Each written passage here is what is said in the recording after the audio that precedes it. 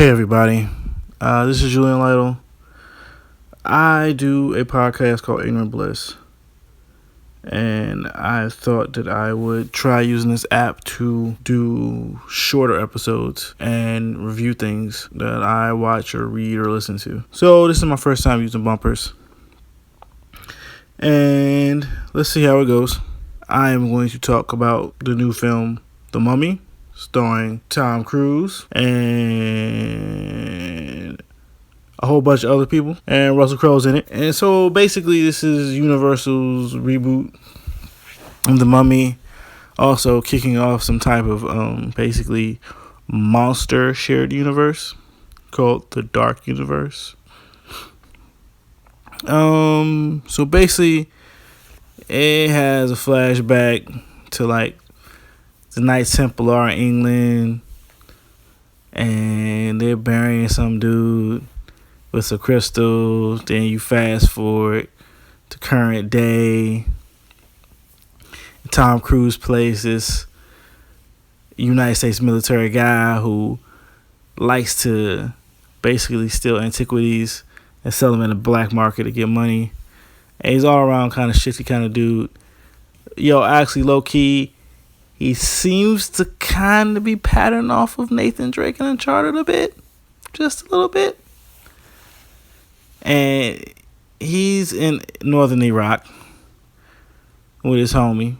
And they got this map. They're trying to go in this little village, find this treasure. They sitting there fighting some other people there. And then somebody calls an airstrike. Doesn't even really get blown up. The big explosion happens. All the people in the village leave. They're supposed to be nameless terrorist forces or whatever, or insurgents or whatever you want to call them. In which a big hole opens up. Then the army comes, and this blonde lady, scientist, archaeologist. Her name is Jenny. Tom Cruise's character's named Nick. They go down. They find a sarcophagus. His dumb ass lets it out. They take it out, doing all this stuff that you probably by now know white people shouldn't be doing. They get in a plane. They try to take it back to London, to America. And, the plane crashes. Crazy stunt.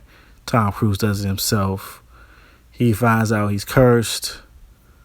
Blah, blah, blah. The girl gets out of the sarcophagus. She's the mummy.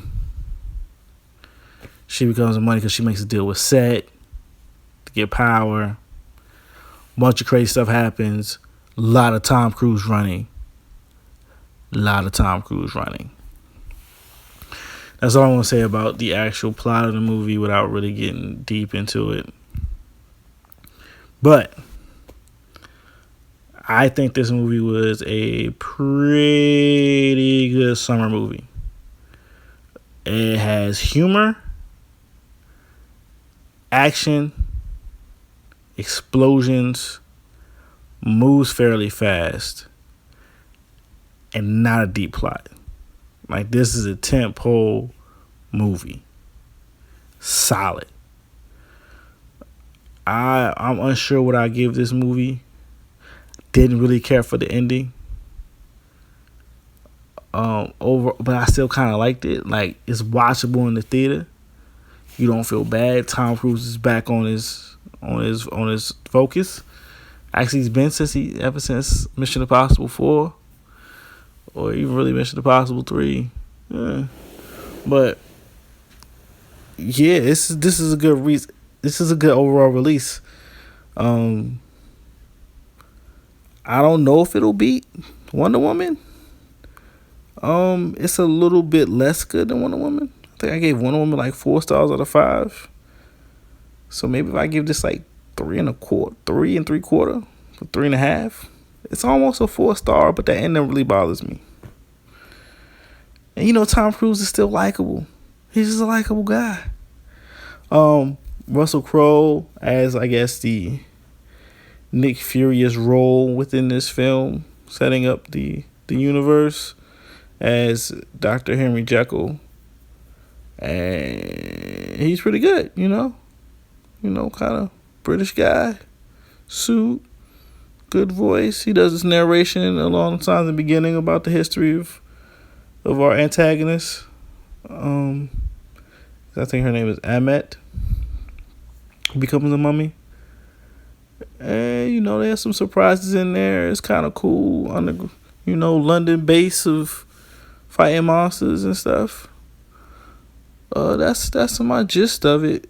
I think it's worth going to go see in the theater. It had pretty good 3D. I saw it in 3D. The screening was in 3D. I like when they do that. The glasses didn't make it too dark. There was some decent light effects in terms of it popping out, to give you some depth of field. Some movies are pretty freaking sucky lately in terms of 3D. There's almost no depth. This actually had a decent amount of depth of field. It's still not great, like, whoever uses the Avatar cameras, Avatar had fantastic 3D. Or Michael Bay, when he uses them to do Transformers, it's like the best part is the 3D has such good depth. But, it's a solid release. It's worth some money. Popcorn, go see it, have some fun.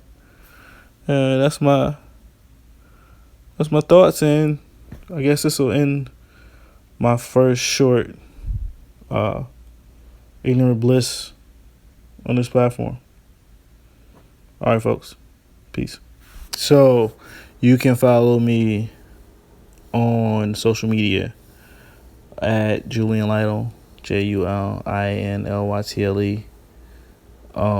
The podcast, the main podcast, has a Twitter account, IGBL Podcast on Twitter. It's the Ignorant Bliss Podcast on Facebook. Email address is ignorantblisspodcast@gmail.com. The website, ignorant-bliss.com. It's on SoundCloud. My handle on there is Julian Lytle. Check it out and look for more on here. When I see movies or a show or listen to something.